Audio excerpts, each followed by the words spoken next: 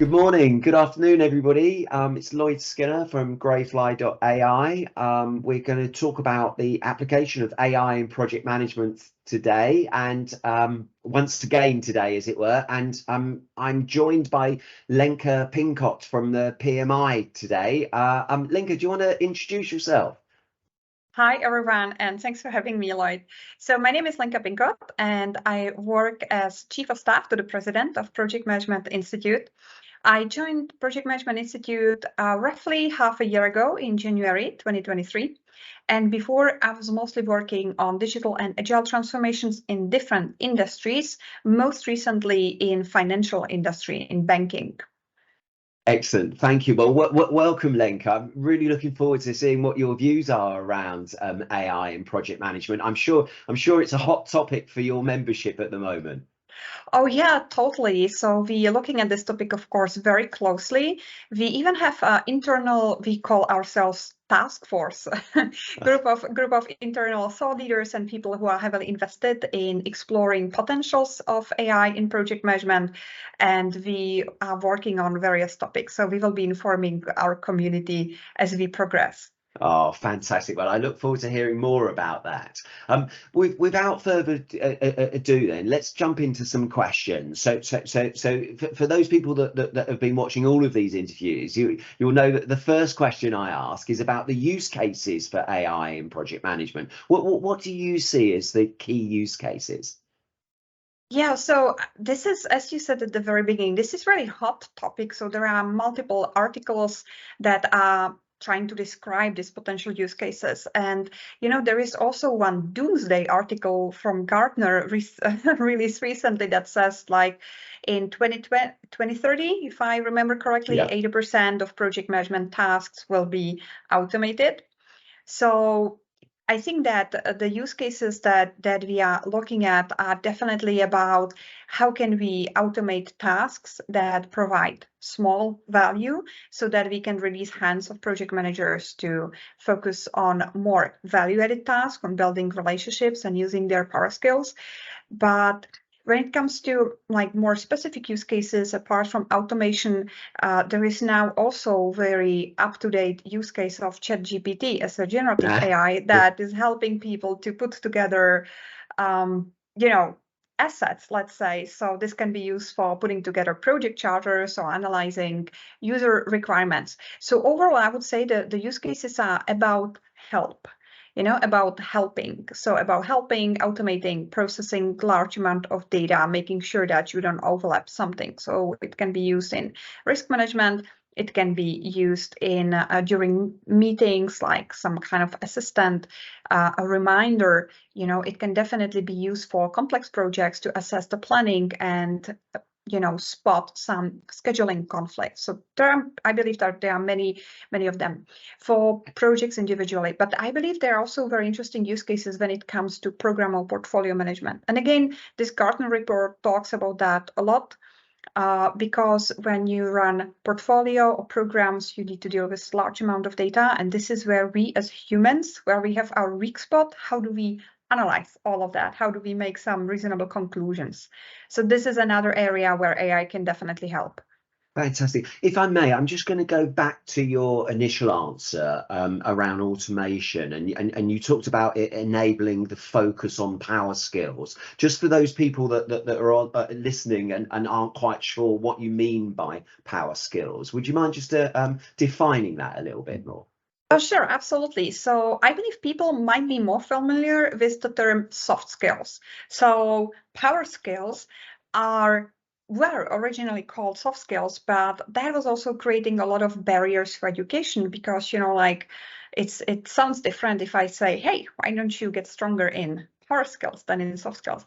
However, regardless of the name, these power skills, these are skills which are very important for success of project managers or portfolio managers, because these are about our ability to interact with stakeholders, with team members, to build high-performing teams, and also to put projects in the right strategic context. So PMI did a research on this, and we released the research in 2023 Pulse of the Profession report. And people who were surveyed in this research, they identified 4 key power skills. So one of them is collaborative leadership, problem solving, strategic thinking, and then, of course, communication.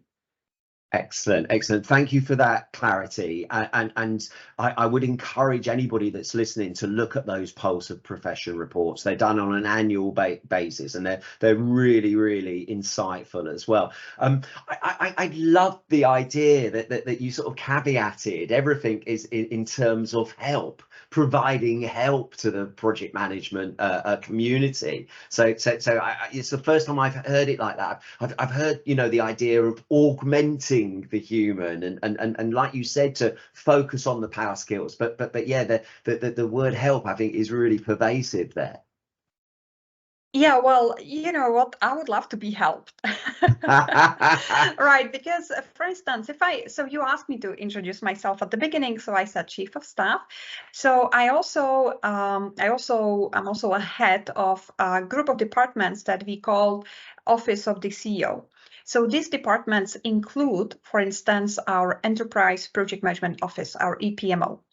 And EPMO is running all of our internal projects that we deliver as PMI organizations. So these projects, as you can imagine, some of them are focused on our community, some of them are focused for our region, some of them building our global capabilities. So there's a lot of projects and they have different priorities, as like in any other company.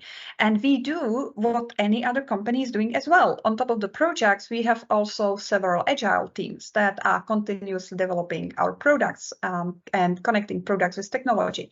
So there's a lot of data, and we have these reviews, right, as any other company. And now imagine that would be so wonderful if instead of attending these reviews and trying to conclude like, okay, so we need to reassign resources this and there and reprioritize, if I would get like a simple report like, hey, Lenka, if you don't make change this and there, this is the risk that is occurring, or I would recommend you to do it this way. Then indeed, and this is the help that we're looking for, I believe there might be always this fear, especially when again, going back to that Gartner's report about 80% of tasks replaced, which sounds like scary because, of course, it poses a question, am I still needed in future? But when I look at it as help, yes, I am still needed in future because I look at this data and then I need to work with that. And I, as a human being, I make the decision, right? But the machine AI will help me to understand and point me, make me not to forget, like, look at this, this is interesting insight. And so I use this insight as a help, still make the decision and still need to talk to people to explain them. And this is where power skills come in place, because I mean, we've probably all been in the situation, we can read the smartest report, you know, we can have the, you know, like the best insight. However, does it make us to change anything? This is where you need the leadership skills. This is where you need the strategic insight. This is where you need your communication skills, because you need to explain people what is needed. You need to make them to understand the purpose so that they are engaged and motivated to change the course. The change management, essentially, right? So AI cannot do this. AI give you that insight, but AI doesn't make people to do things differently. Yeah. No, absolutely. It's that guided analysis might help you accelerate to know where to go and look, but ultimately it's about your power skills to make it happen. So that sounds fantastic. Now, you know, you've obviously touched on some of the benefits there as we've spoken. Is there one or two big benefits that you would see out of this? Well, definitely the speed. Definitely the speed of processing a big amount of information.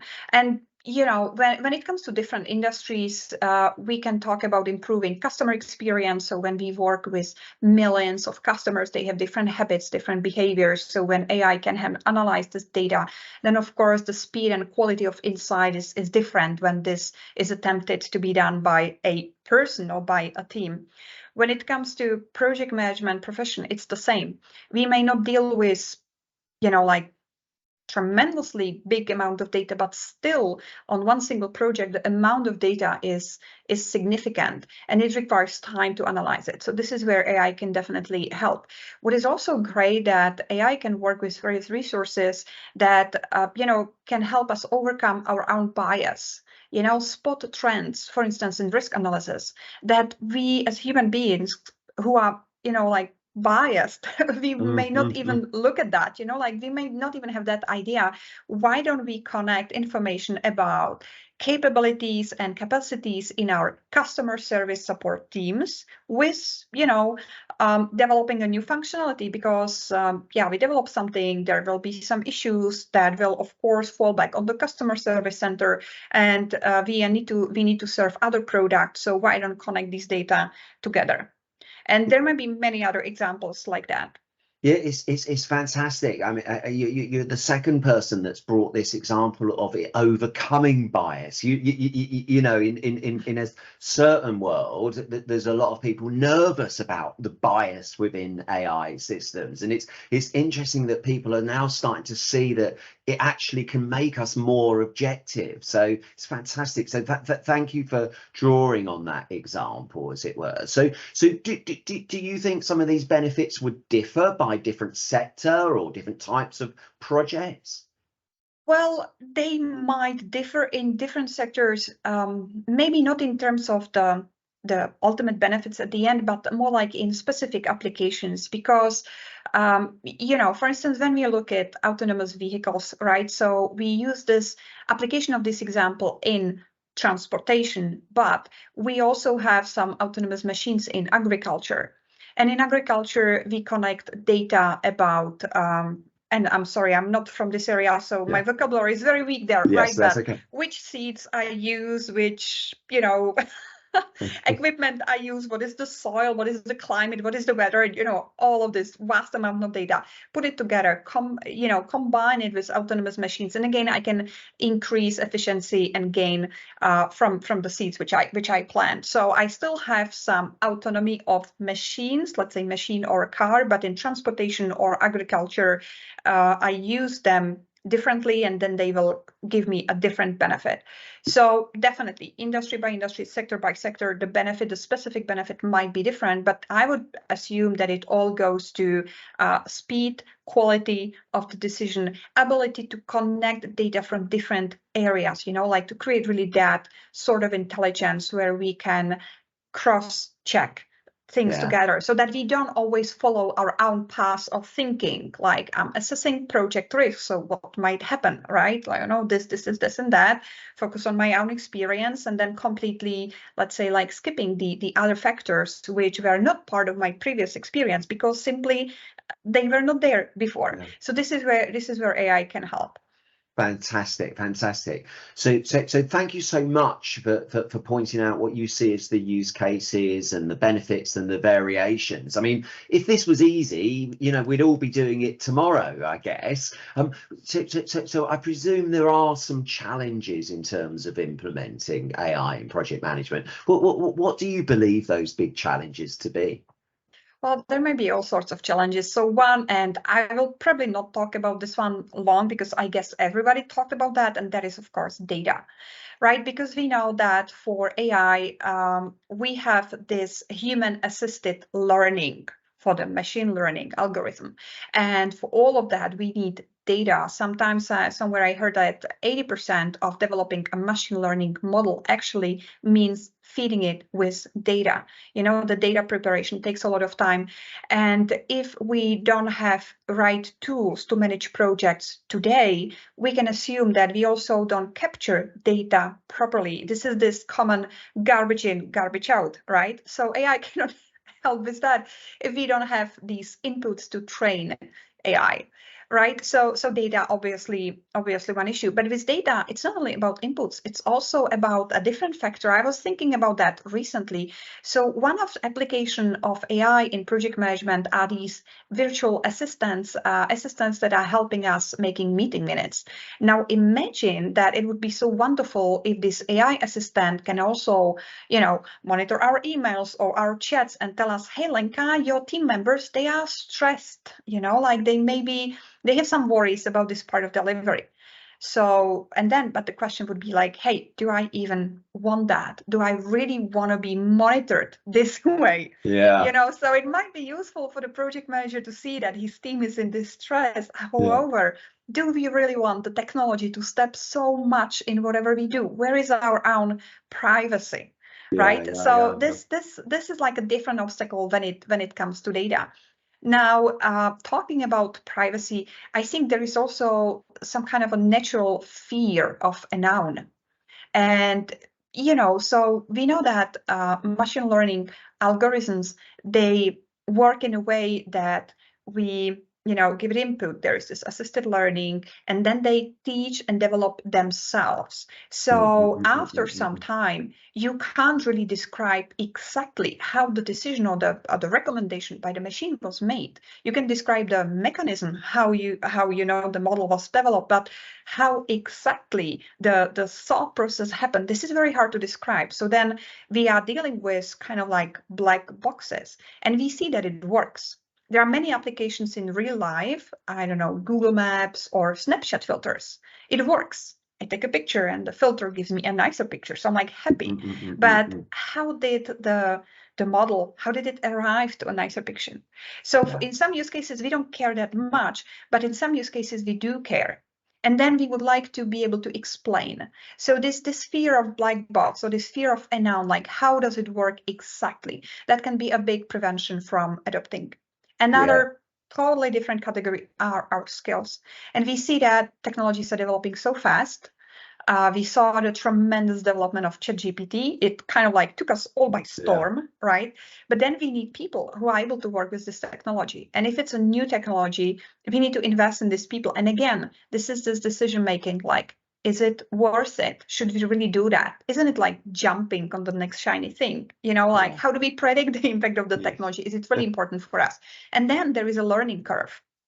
So the skill gap, developing the skills inside the company, if you want to be successful in AI, this is also very important. If you say, yes, I invest in my own people, or I buy the solution, each of these decisions have different consequences. And these are big decisions to make. So all of that can slow things down. It's interesting, and you're absolutely right. Everybody has jumped on this sort of data challenge, and no doubt there's lots of tools and ways of going about mitigating that. So I tend to agree with you personally that is a transient challenge, and I think in a way your three examples almost come back to the power skills that you talked about at the beginning. In terms of change management, in terms of explanation, and explanation is a really interesting one in the field of AI. There is gathering a pace about explainable AI. So taking out of the black box why that example is being why that proposal is being made. So really interesting that people, and I totally concur that over time it will come down to people challenges. So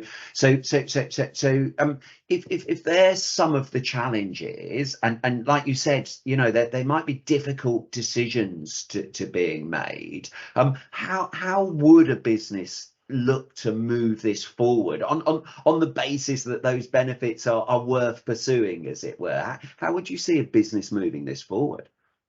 Well, I would recommend two things. One thing is very simple: get your hands dirty. Start experimenting, because especially when it comes to AI, we have these little tiny components available already. For instance, and I don't want to say any names, but in one platform that is quite widely spread, we kind of like all of us almost have it on our computers. So I mean that there are different tools already where we can already start applying or implementing smaller use cases of AI in company. This is made available. Everybody can try, everybody can play with ChatGPT, for instance. So get your hands dirty, get your own experience, try to overcome that fear, play with that. What is also very interesting to realize how many uses of AI are already around us. Like I mentioned, Google Maps or Snapchat. Sometimes we don't even realize that AI is embedded there. So we are all already using it. So start experimenting that. develop some simple use case that you can use in your company, and discover what is challenging, what is beneficial for you. So that's one thing. Then the other thing, I believe, when it comes to technologies, it's really important to constantly working on your awareness, but not only in terms of your teams or specifically project managers, but also when it comes to executive level, because executive level needs to be informed, need to be educated in emerging technologies, because then ultimately these are the people who are making these decisions. So for them, it cannot be a black box. Yeah, fantastic. So educate yourself, get your hands dirty, experiment, learn, and simply you will find your way. Lenka, I'm loving this conversation, because I absolutely support everything you've said so far, as it were. I guess just wrapping it up, if there was one sort of big takeaway for people, I think I know what you're going to say, but tell me, what is the takeaway for people from your perspective? Well, you know what? I will then ask you, what do you think that I would say? I'm curious right now. Well, I'm assuming, back to right at the beginning, it's about power skills, and you know, AI is now, it's coming rapidly, you know, embrace it, but really, to prepare for the future, focus on your power skills as well. Have I misunderstood? So that is very important takeaway. I fully agree with that, but I actually plan to say something different. I wanted to talk a little bit about value. And for me, this is very interesting and very important topic, because especially when it comes to technology and application of the technology, and we are like, oh, here's the technology, so what can I do with that? You know, like you give me a hammer and a nail, so I start, you know, like hammering the nail, right? But when it comes to thinking about technology, especially digital transformation, the thought process about the value is the critical one, because the technology will only give us some benefits, something where we can use it to amplify the value that we already create. Whether there are two options, of course. Sometimes we put and deploy the technology on lower value-adding activities so that we can develop the value by other skills that we have.